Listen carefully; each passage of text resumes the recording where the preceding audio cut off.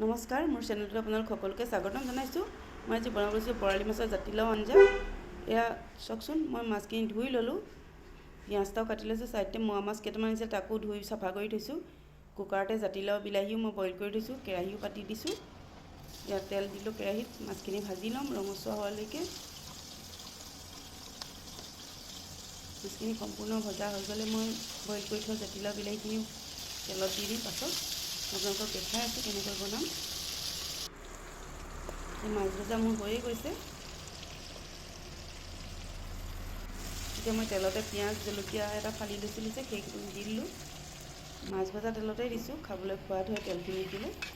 এতিয়া নিমখ হালধিও দি দিলোঁ তেলতে।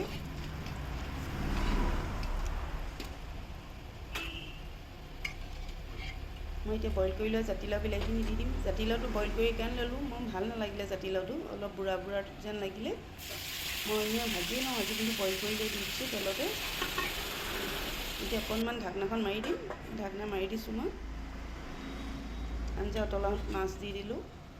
কালাৰটো চাওকচোন কিমান ধুনীয়া হৈছে, খাবলৈ খুব ধুনীয়া হয়। আপোনালোকে এবাৰ বনাই খাবচোন কেনেকুৱানো লাগে।